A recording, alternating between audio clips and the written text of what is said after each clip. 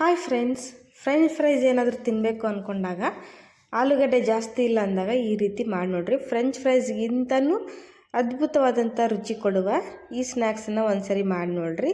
ಕೇವಲ ಒಂದು ಆಲೂಗಡ್ಡೆನ ನಾವು ಉಪಯೋಗಿಸ್ಕೊಂಡು ಇದನ್ನು ಮಾಡ್ಬೋದು. ಇಷ್ಟೊಂದು ಕ್ರಿಸ್ಪಿ ಆ್ಯಂಡ್ ಕ್ರಂಚಿಯಾಗಿ ಟೇಸ್ಟಿಯಾದಂಥ ರೆಸಿಪಿನ ಹೇಗೆ ಮಾಡೋದಂತ ನೋಡ್ಕೊಳ್ರಿ. ಹಾಗೆ ಏನಾದರೂ ವಿಡಿಯೋ ಇಷ್ಟ ಅನಿಸಿದ್ರೆ ನಮ್ಮ ಚಾನಲ್ಗೆ ಸಬ್ಸ್ಕ್ರೈಬ್ ಮಾಡ್ಕೊಳ್ರಿ, ಬೆಲ್ಲೈಕನ್ನ ಪ್ರೆಸ್ ಮಾಡಿ. ಹಾಗೆ ವಿಡಿಯೋನ ಸ್ಕಿಪ್ ಮಾಡದೆ ನೋಡಿ, ವಿಡಿಯೋಗೊಂದು ಲೈಕ್ ಕೊಡೋದನ್ನು ಮರೆಯೋಕ್ಕೆ ಹೋಗಬೇಡ್ರಿ. ನಿಮ್ಮ ಒಂದು ಲೈಕ್ ಮತ್ತು ಸಬ್ಸ್ಕ್ರೈಬಿಂದ ಒಳ್ಳೆ ಒಂದು ಮೋಟಿವೇಶನ್ ಸಿಕ್ಕಂಗಾಗುತ್ತೆ. ಹಾಗಾದರೆ ಬನ್ನಿ ಫಟಾಫಟ್ ಅಂತ ಹೇಳಿ ಹೇಗೆ ಮಾಡೋದು ಅಂತ ನೋಡ್ಕೊಳ್ರಿ. ತುಂಬ ಟೇಸ್ಟಿಯಾಗಿ ಬರುತ್ತೆ, ಕ್ವಿಕ್ಕಾಗಿ ಬೇಗನೆ ರೆಡಿ ಆಗುತ್ತೆ. ಇಲ್ಲಿ ನೋಡಿರಿ, ನಾನು ಒಂದು ಆಲೂಗಡ್ಡೆನ ತೊಗೊಂಡಿದ್ದೀನಿ. ಇದನ್ನು ವಾಶ್ ಮಾಡ್ಕೊಳ್ರಿ, ಚೆನ್ನಾಗಿ ವಾಶ್ ಮಾಡಿಕೊಂಡು ಇದ್ರ ಮೇಲೆ ಮಣ್ಣು ಏನಾದರೂ ಇದ್ದರೆ ಅದನ್ನೆಲ್ಲ ನೀಟಾಗಿ ತೊಳ್ಕೊಂಬಿಡ್ರಿ. ಈಗ ಇದ್ರ ಮೇಲಿನ ಸಿಪ್ಪೆ ಎಲ್ಲ ಗ್ರೇಟ್ ಮಾಡಿ ತೊಗೊಳ್ಳೋಣ. ಇದನ್ನು ನೋಡಿರಿ, ನಾನಿಲ್ಲಿ ಒಂದೇ ಒಂದು ಬಳಸ್ತಾ ಇದ್ದೀನಿ. ನಿಮಗೆ ಜಾಸ್ತಿ ಕ್ವಾಂಟಿಟಿಲಿ ಏನಾದರೂ ಸ್ನ್ಯಾಕ್ಸ್ ಬೇಕು ಅನ್ನೋರು ನೀವು ಜಾಸ್ತಿ ಆಲೂಗಡ್ಡೆನ ಬಳಸ್ಬೋದು.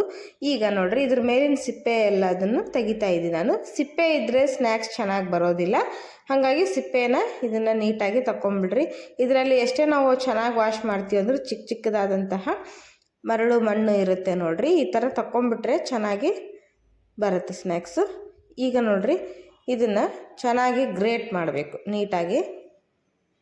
ನೋಡಿರಿ, ಕೊಬ್ಬರಿ ತುರಿಯೋ ಮನೆ ಇರುತ್ತಲ್ವ, ಅದರಿಂದ ನಾನು ಇದನ್ನು ಗ್ರೇಟ್ ಮಾಡ್ತೀನಿ. ಇಲ್ಲ ನೀವು ಚೀಸ್ ಗ್ರೇಟರ್ ಏನಾರು ಇದ್ದರೆ ಅದರಲ್ಲಿ ಮಾಡ್ಬೋದು. ತುಂಬ ದಪ್ಪಗೂ ಮಾಡಬಾರ್ದು, ತುಂಬ ತೆಳುವಾಗೂ ಮಾಡಬಾರ್ದು. ಇದು ಮೀಡಿಯಮ್ ಸೈಜ್ನಲ್ಲಿ ನಾನು ಇದನ್ನು ಗ್ರೇಟ್ ಮಾಡಿ ತೊಗೋತೀನಿ. ಈ ಥರ ಗ್ರೇಟ್ ಮಾಡೋದ್ರಿಂದ ನೋಡಿರಿ ಒಳ್ಳೆ ಟೇಸ್ಟ್ ಕೊಡುತ್ತೆ. ಆಮೇಲೆ ಸಾಫ್ಟಾಗಿ ಬರುತ್ತೆ ಸ್ನ್ಯಾಕ್ಸ್, ತುಂಬ ಚೆನ್ನಾಗಿ ಬೇಗ ಬೇಯುತ್ತೆ ಇದು. ಇದನ್ನು ಪೂರ್ತಿಯಾಗಿ ನಾನಿಲ್ಲಿ ಗ್ರೇಟ್ ಮಾಡಿ ತೊಗೊಂಡು ಬರ್ತೀನಿ. ನಾನು ಹೇಳ್ದಂಗೆ ನೀವು ಜಾಸ್ತಿ ಏನಾದರೂ ಮಾಡೋರಿದ್ದರೆ ಆಲೂಗಡ್ಡೆನ 2 ಅಥವಾ 3 ಯೂಸ್ ಮಾಡ್ಬೋದು. ನಾನಿಲ್ಲಿ ಕೇವಲ ಒಂದೇ ಆಲೂಗಡ್ಡೆನ ಯೂಸ್ ಮಾಡಿ ಮಾಡ್ತಾಯಿದ್ದೀನಿ, ಅದು ಹಸಿ ಆಲೂಗಡ್ಡೆ. ನೋಡಿರಿ, ಪೂರ್ತಿಯಾಗಿ ನಾನು ಇದನ್ನು ಹೆರ್ಜಿ ತೊಗೊಂಡಿದ್ದೀನಿ ಆಲೂಗಡ್ಡೆನ.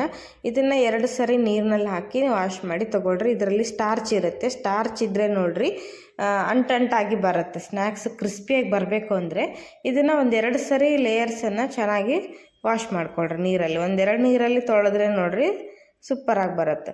ಈಗ ಇದನ್ನು ನೀರಲ್ಲಿ 2ನೇ ನೀರಲ್ಲಿ ನಾನು ಇಲ್ಲಿ ನೋಡಿರಿ ಈ ಥರ ಹಿಂಡಿ ತೊಗೊಳ್ರಿ. ಇದರಲ್ಲಿ ನೀರಿನ ಅಂಶ ಇರಬಾರ್ದು, ಆ ರೀತಿ ಪೂರ್ತಿ ಸ್ಕ್ವೀಸ್ ಮಾಡಿ ತೊಗೊಳ್ರಿ. ಚೆನ್ನಾಗಿ ಹಿಂಡಿದ್ರೆ ನೀರೆಲ್ಲ ಹೊರಟೋಗುತ್ತೆ. ಚೆಂದಂಗೆ ಇದನ್ನು ಹಿಂಡಿ ತೊಗೊಳ್ರಿ. ನೋಡಿರಿ, ಒಂದೇ ಆಲೂಗಡ್ಡೆಯಲ್ಲಿ ಇಷ್ಟೊಂದು ಲೇಯರ್ಸ್ ಬಂದಿದೆ ನೋಡಿ. ಈ ಥರ ಲೇಯರ್ಸ್ ಮಾಡಿಕೊಂಡ್ರೆ ತುಂಬ ಒಳ್ಳೆ ರುಚಿಯಾದಂಥ ಸ್ನ್ಯಾಕ್ಸ್ ರೆಡಿ ಆಗುತ್ತೆ. ನೋಡಿರಿ, ಸೂಪರಾಗಿದೆ. ಈಗ ಇದನ್ನು ಸೈಡ್ಗೆ ಎತ್ತಿಡೋಣ. ಇಲ್ಲಿ ನೋಡಿರಿ, ನಾನು ಒಂದು ಅರ್ಧ ಕಪ್ಪಷ್ಟು ನಾನಿಲ್ಲಿ ರವೆನ ತೊಗೊಂಡಿದ್ದೀನಿ. ನಾನಿಲ್ಲಿ ಬಾಂಬೆ ರವೆನ ಬಳಸ್ತಾ ಇದ್ದೀನಿ. ನೀವು ಚಿರೋಟಿ ರವೆ ಆದರೂ ಬಳಸ್ಬೋದು ಅಥವಾ ಉಪ್ಪಿಟ್ಟು ರವೆ ಆದರೂ ಬಳಸ್ಬೋದು. ಉಪ್ಪಿಟ್ಟು ರವೆ ದಪ್ಪ ಇರುತ್ತೆ ಅಲ್ವಾ, ಅದನ್ನು ಸ್ವಲ್ಪ ಮಿಕ್ಸರ್ ಜಾರಿಗೆ ಹಾಕಿದರೂ ನೀವು ಪರ್ಫೆಕ್ಟಾಗಿ ಬರುತ್ತೆ. ನೋಡಿರಿ, ಆ ರವೆನಾದರೂ ನೀವು ಬಳಸ್ಬೋದು. ನಾನಿಲ್ಲಿ ಅರ್ಧ ಕಪ್ನಷ್ಟು ಅಷ್ಟೇ ರವೆ ತೊಗೊಂಡಿದ್ದೀನಿ. ಅರ್ಧ ಕಪ್ ರವೆಯಿಂದ ಒಂದು ಆಲೂಗಡ್ಡೆಯಿಂದ ಇವತ್ತು ಸ್ನ್ಯಾಕ್ಸ್ ಮಾಡಿ ತೋರಿಸ್ತಾ ಇದ್ದೀನಿ. ಇದು ನೋಡಿರಿ, ರವೆನ ಒಂದು ಬೌಲಿಗೆ ಹಾಕಿ ಇದನ್ನು ನೀರಲ್ಲಿ ಒಂದು ಅರ್ಧ ಕಪ್ಪಷ್ಟು ನೀರನ್ನು ಹಾಕಿ ಇದನ್ನು ನೆನೆಯಕ್ಕಿಡ್ರಿ. ರವೆನ ನಾನಿಲ್ಲಿ ಅರ್ಧ ಕಪ್ ಹಾಕ್ತಾಯಿದ್ದೀನಿ. ನೋಡಿರಿ, ತೋರಿಸ್ತಾ ಇದ್ದೀನಿ. ರವೆ ಜಸ್ಟ್ ಮುಳುಗಬೇಕು, ಅಂದರೆ ಒಂದು 5-10 ನಿಮಿಷ ಚೆನ್ನಾಗಿ ಅಬ್ಸರ್ವ್ ಆಗುತ್ತೆ. ಅಬ್ಸರ್ವ್ ಆಗಿ ನೆನೆದ್ರೆ ನೋಡಿರಿ ನೀರೆಲ್ಲ ಹೀರ್ಕೊಂಬಿಡುತ್ತೆ. ಅದು ಒಂದು 10 ನಿಮಿಷ ಇದನ್ನು ರವೆನ ಸೈಡಿಗೆ ಎತ್ತಿಡೋಣ. ಇಲ್ಲಿ ಒಂದು ಕಡಾಯಿನ ಬಿಸಿ ಮಾಡೋಕ್ಕಿಟ್ಟಿದ್ದೀನಿ ನಾನು. ಕಡಾಯಿ ಬಿಸಿ ಆದಮೇಲೆ ಇದಕ್ಕೆ 1 ಸ್ಪೂನಷ್ಟು ಎಣ್ಣೆನ ಹಾಕ್ರಿ. ಜಾಸ್ತಿ ಎಣ್ಣೆನ ಹಾಕೋ ಅವಶ್ಯಕತೆ ಇಲ್ಲ. ಒಂದು ಸಿಂಪಲ್ ಆದಂಥ ಒಗ್ಗರಣೆ ಕೊಡೋದಕ್ಕೆ 1 ಸ್ಪೂನಷ್ಟು ಎಣ್ಣೆನ ಹಾಕ್ತಾಯಿದ್ದೀನಿ ನಾನು. ಎಣ್ಣೆ ಬಿಸಿ ಆದಮೇಲೆ ಇದಕ್ಕೆ 1 ಸ್ಪೂನಷ್ಟು ಜೀರಿಗೆನ ಹಾಕ್ತಾಯಿದ್ದೀನಿ. ಜೀರಿಗೆ ಫ್ಲೇವರ್ ತುಂಬ ಚೆನ್ನಾಗಿ ಕೊಡುತ್ತೆ, ಇದಕ್ಕೆ ಒಳ್ಳೆ ರುಚಿ ಕೊಡುತ್ತೆ. ಇದಕ್ಕೆ ಒಂದು ಅರ್ಧ ಸ್ಪೂನಷ್ಟು ಜೀರಿಗೆ ಹಾಕ್ರಿ. ಜೀರಿಗೆ ಚೆನ್ನಾಗಿ ಸಿಡಿದ್ಮೇಲೆ ಒಗ್ಗರಣೆ ರೆಡಿ ಆಗುತ್ತೆ. ಈಗ ನಾವೆಲ್ಲ ಫಸ್ಟೇನು ಗ್ರೇಟ್ ಮಾಡಿ ಇಟ್ಕೊಂಡಿದ್ವಲ್ಲ, ಅದು ಆಲೂಗಡ್ಡೆ ಲೇಯರ್ಸನ್ನು ಇದಕ್ಕೆ ಹಾಕ್ತಾಯಿದ್ದೀನಿ. ಹಾಕಿ ಇದನ್ನು 1-2 ನಿಮಿಷ ಸರಿಯಾಗಿ ಫ್ರೈ ಮಾಡಿಕೊಳ್ರಿ.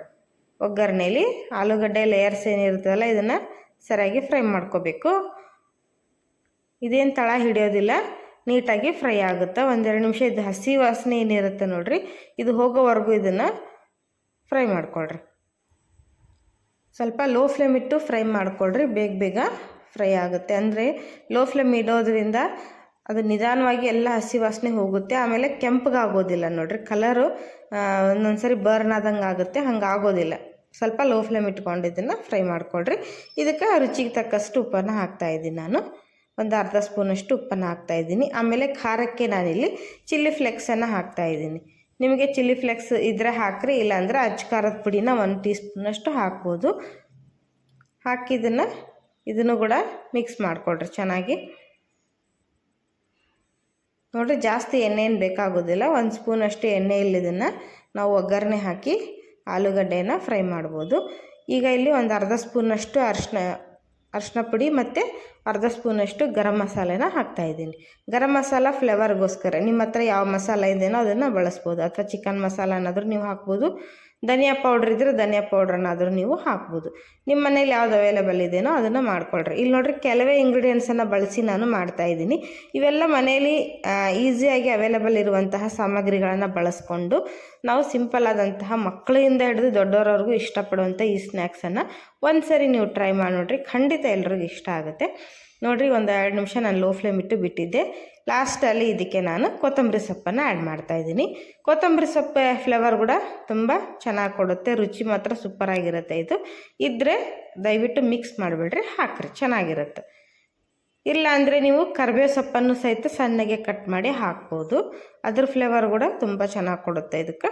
ಈಗ ನೋಡಿರಿ, ಸ್ವಲ್ಪ 2 ಫ್ರೈ ಆಗಿದೆ. ಈಗ ನಾನು ಇದಕ್ಕೆ ಅರ್ಧ ಕಪ್ಪಷ್ಟು ನೀರನ್ನು ಹಾಕ್ತಾಯಿದ್ದೀನಿ. ನಾವು ರವೆನ ನೆನೆಸ್ಬೇಕಾದ್ರೂ ನೀರು ಹಾಕಿದ್ವಿ ಅರ್ಧ ಕಪ್ಪಷ್ಟು, ಇಲ್ಲಿ ಅರ್ಧ ಕಪ್ಪಷ್ಟು ನೀರನ್ನು ಹಾಕ್ತಾಯಿದ್ದೀನಿ. ಯಾಕೆಂದರೆ ಅರ್ಧ ಕಪ್ಪು ರವೆಗೆ ನಾನಿಲ್ಲಿ 1 ಕಪ್ಪಷ್ಟು ನೀರನ್ನು ಬಳಸ್ತಾಯಿದ್ದೀನಿ. ಹಾಗಾಗಿ ನೋಡಿರಿ, ಈಗ ಇದನ್ನು ಸಹಿತ ಚೆನ್ನಾಗಿ ಇದ್ರ ಜೊತೆ ಕುದಿಸ್ಕೊಳ್ರಿ. ಒಂದು ಅರ್ಧ ಕಪ್ ನೀರಿನಲ್ಲಿ ಇದು ಸಾಫ್ಟಾಗಿ ಬೇಯುತ್ತೆ. ಈಗ ಯಾಕಂದರೆ ಫಸ್ಟೇ ನಾವು ಫ್ರೈ ಮಾಡ್ಕೊಂಡಿರ್ತೀವಲ್ವ ಆಲೂಗಡ್ಡೆ, ಅದರಲ್ಲೇ ಸಾಫ್ಟಾಗಿ ಫ್ರೈ ಆಗಿರುತ್ತೆ ಆಲ್ರೆಡಿ. ನೀರು ಹಾಕಿದ ಮೇಲೆ ಇನ್ನೂ ಸ್ವಲ್ಪ ಸಾಫ್ಟಾಗಿ ಬೇಯುತ್ತೆ, ನೋಡ್ತಿರ್ಬೋದು ನೀವು. ಈಗ ಇದನ್ನು 1-2 ನಿಮಿಷ ಕುದಿಯಕ್ಕೆ ಬಿಡೋಣ. ಕುದಿ ಬಂದಮೇಲೆ ಇದಕ್ಕೆ ನೋಡಿರಿ, 1-2 ನಿಮಿಷ ಇದು ಸರಿಯಾಗಿ ಕುದ್ದ ಮೇಲೆ ಇದಕ್ಕೆ ನಾನು ಫಸ್ಟೇ ನೆನೆಯಕ್ಕಿಟ್ಟಿದ್ವಲ್ಲ ಬಾಂಬೆ ರವೆನ ಹಾಕ್ತಾಯಿದ್ದೀನಿ. ನೋಡಿರಿ, ಒಂದು ಅರ್ಧ ಕಪ್ಪಷ್ಟೇ ನಾನು ನೀರು ಹಾಕಿದ್ದೆ. ನೀರೆಲ್ಲ ಸರಿಯಾಗಿ ಅಬ್ಸರ್ವ್ ಮಾಡಿಕೊಂಡು ಇದು ಚೆನ್ನಾಗಿ ಅರಳ್ಕೊಂಡಿದೆ. ರವೆ ಎಲ್ಲ ಚೆನ್ನಾಗಿ ಅರಳಿರೋದ್ರಿಂದ ಕುದಿಯೋಕ್ಕೆ ಜಾಸ್ತಿ ಹೊತ್ತು ಟೈಮ್ ತೊಗೊಳ್ಳೋದಿಲ್ಲ. ಇದು ಒಂದು 10 ನಿಮಿಷ ನೆನೆಸಿದ್ರೆ ಸಾಕು, ಸಾಫ್ಟಾಗಿ ಹಿಟ್ಟಿನ ರೀತಿಯಲ್ಲಿ ಇದು ರೆಡಿಯಾಗಿರುತ್ತೆ. ರವೆ ತುಂಬ ಚೆನ್ನಾಗಿ ನೆಂದಿದೆ. ಈಗ ಇದನ್ನು ಸಹಿತ ನೋಡಿರಿ, ಲೋ ಫ್ಲೇಮ್ ಇಟ್ಕೊಂಡು ನೀಟಾಗಿ ಇದನ್ನು ಮಿಕ್ಸ್ ಮಾಡ್ಕೊಳ್ರಿ. ಹೈ ಫ್ಲೇಮ್ ಇಟ್ಟರೆ ಏನಾಗುತ್ತೆ, ಒಂದು ಹತ್ರ ಹಸಿ ಬಿಸಿಯಾಗಿ ಹಾಗೆ ಉಳಿಯುತ್ತೆ ಹೀಟು. ಹಾಗಾಗಿ ಲೋ ಫ್ಲೇಮ್ ಇಟ್ಕೊಂಡು ಈ ಥರ ಮಿಕ್ಸ್ ಮಾಡ್ಕೊಳ್ರಿ. ಎಲ್ಲ ಕಡೆ ಈಕ್ವಲ್ ಆಗಿ ಸ್ಪ್ರೆಡ್ ಆಗುತ್ತೆ. ನೋಡಿರಿ, ನೀರು ಕಡಿಮೆ ಏನು ಅನಿಸಲ್ಲ, ಇದೇ ಕನ್ಸಿಸ್ಟೆನ್ಸಿಯಲ್ಲಿ ನೀವು ಮಾಡ್ಕೊಳ್ರಿ. ಮತ್ತು ನೀರು ಆ್ಯಡ್ ಮಾಡಿದ್ರೆ ಏನಾಗುತ್ತೆ, ತುಂಬ ನೀರಾಗಿ ಪರ್ಫೆಕ್ಟಾಗಿ ಬರೋದಿಲ್ಲ ಸ್ನ್ಯಾಕ್ಸ್. ಈಗ ನೋಡಿರಿ, 1-2 ನಿಮಿಷ ಆದಮೇಲೆ ಈ ಥರ ಗಟ್ಟಿ ಆಗುತ್ತೆ. ಆವಾಗ ಇದಕ್ಕೆ ಒಂದು ದೊಡ್ಡ ಚಮಚದಲ್ಲಿ 1 ಚಮಚದಷ್ಟು ನಾನು ಕಡಲೆ ಹಿಟ್ಟನ್ನು ಹಾಕ್ತಾಯಿದ್ದೀನಿ. ನಾವು ಬಜ್ಜಿ ಬೋಂಡ ಮಾಡ್ತೀವಲ್ವ, ಅದೇ ಹಸಿ ಕಡಲೆಬೇಳೆ ಹಿಟ್ಟು ಇದು.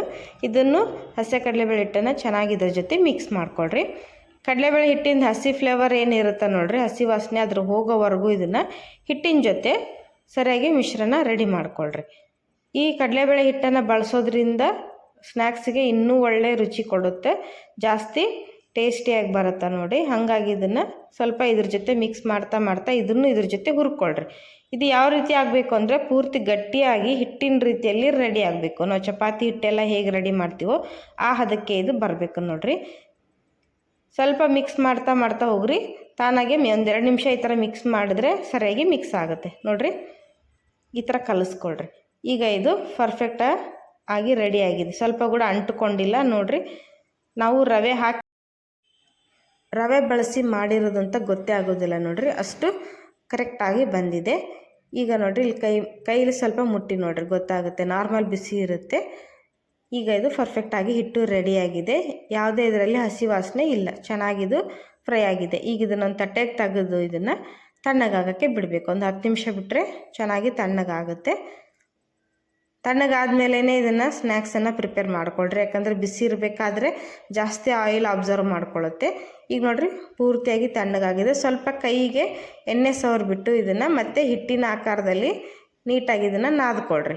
ಹಿಟ್ಟನ್ನು ಎಷ್ಟು ಚೆನ್ನಾಗಿ ನಾದ್ತೀರೋ ಅಷ್ಟು ಚೆನ್ನಾಗಿ ಲೇಯರ್ಸ್ ಬರುತ್ತೆ ನೋಡಿ, ಯಾವುದೇ ಕ್ರ್ಯಾಕ್ ಆಗೋದಿಲ್ಲ. ಸಾಫ್ಟ್ ಆದಂಥ ಡೋ ಇಲ್ಲಿ ರೆಡಿ ಆಗುತ್ತೆ ನೋಡಿರಿ.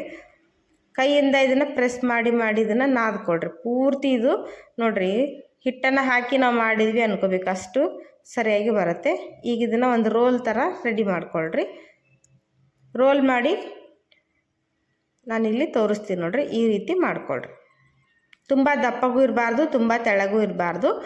ಈ ರೀತಿಯಾಗಿ ಮಾಡ್ಕೊಳ್ರಿ. ಕೈಗೆ ಸ್ವಲ್ಪ ಎಣ್ಣೆ ಸವರ್ಕೊಳ್ರಿ, ಆವಾಗ ಪರ್ಫೆಕ್ಟಾಗಿ ಬರುತ್ತೆ ನೋಡಿರಿ. ನಿಮಗೆ ಯಾವುದೇ ಶೇಪ್ನಲ್ಲಿ ನೀವು ಕೂಡ ಮಾಡ್ಬೋದು. ನಾನಿಲ್ಲಿ ಈ ರೀತಿ ಮಾಡ್ಕೋತಾ ಇದ್ದೀನಿ ನೋಡಿ.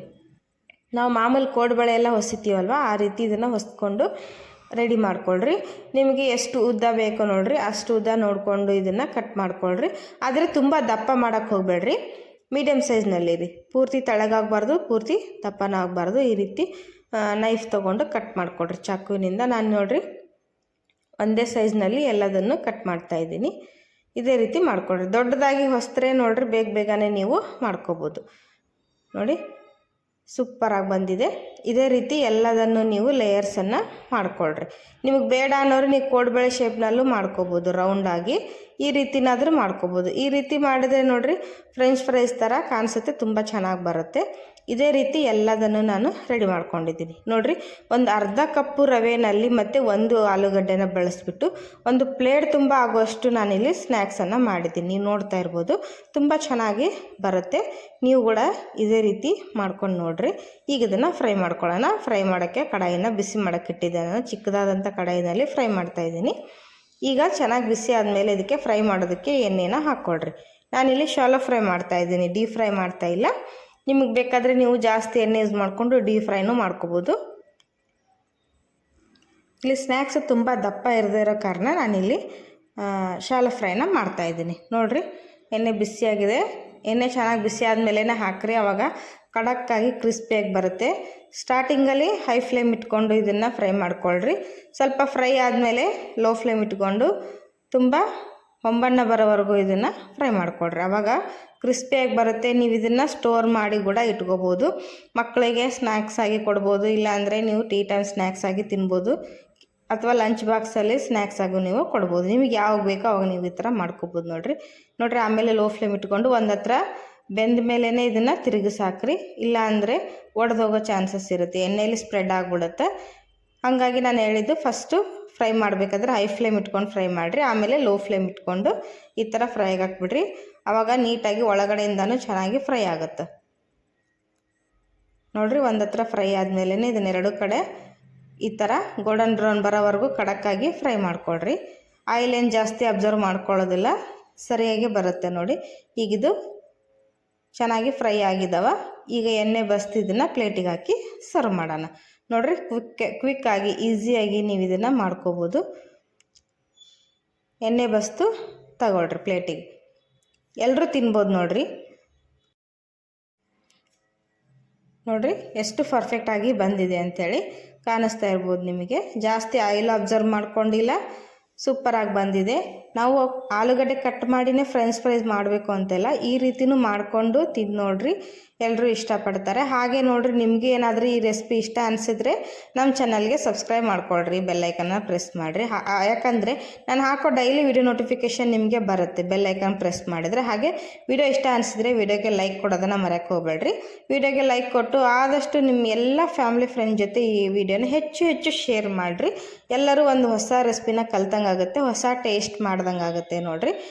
ನಾನು ಇಲ್ಲೆಲ್ಲದನ್ನು ಫ್ರೈ ಮಾಡಿ ತೊಗೊಂಡು ಬಂದಿದ್ದೀನಿ ನೋಡಿರಿ, ಎಷ್ಟು ಸೂಪರಾಗಿ ಕಾಣಿಸ್ತಾ ಇದೆ ಅಂತ. ಇದೇ ರೀತಿ ನಾನು ಎಲ್ಲ ಆಲೂಗಡ್ಡೆ ರೆಸಿಪಿಗಳನ್ನು, ಸ್ನ್ಯಾಕ್ಸ್ಗಳನ್ನು ನಾನು ನಮ್ಮ ಚಾನಲಲ್ಲಿ ಶೇರ್ ಮಾಡಿದ್ದೀನಿ. ರೈಸ್ ರೆಸಿಪಿ ಆಗಿರ್ಬೋದು, ಲಂಚ್ ಬಾಕ್ಸ್ ರೆಸಿಪಿ, ರೊಟ್ಟಿ ರೆಸಿಪಿ, ಪಲ್ಯ ರೆಸಿಪಿ, ಪ್ರತಿಯೊಂದನ್ನು ನಾನು ನಮ್ಮ ಚಾನಲಲ್ಲಿ ಶೇರ್ ಮಾಡಿದ್ದೀನಿ ಫ್ರೆಂಡ್ಸ್. ವಿಡಿಯೋಗಳನ್ನು ನಮ್ಮ ಚಾನಲ್ ಓಪನ್ ಮಾಡಿದರೆ ವಿಡಿಯೋಗಳು ನಿಮಗೆ ಅವೈಲೇಬಲ್ ಇರುತ್ತೆ. ನಿಮಗೆ ಯಾವ್ದು ಬೇಕಾದನ್ನು ವಿಡಿಯೋಗಳನ್ನು ನೋಡಿರಿ, ಎಲ್ಲ ನಿಮ್ಮ ಫ್ಯಾಮಿಲಿ ಫ್ರೆಂಡ್ಸ್ ಜೊತೆ ವಿಡಿಯೋಗಳನ್ನು ಶೇರ್ ಮಾಡಿರಿ. ಹಾಗೆ ಸಪೋರ್ಟ್ ಮಾಡ್ತಾ ಇರಿ. ನಿಮ್ಮ ಸಪೋರ್ಟಿಂದನೇ ಪ್ರತಿಯೊಬ್ಬ ಯೂಟ್ಯೂಬರ್ಸು ಹೇಳೋಕ್ಕಾಗೋದು. ಹಾಗೆ ನೋಡಿರಿ, ಇವತ್ತೇ ನೀವು ಕೂಡ ಇದನ್ನು ಟ್ರೈ ಮಾಡಿ ನೋಡಿರಿ, ಹೇಗೆ ಬಂತು ಅಂತ ಹೇಳಿ ತಿಳಿಸಿ. ವಿಡಿಯೋ ನೋಡಿದ್ದಕ್ಕೆ ಧನ್ಯವಾದಗಳು. ಬಾಯ್.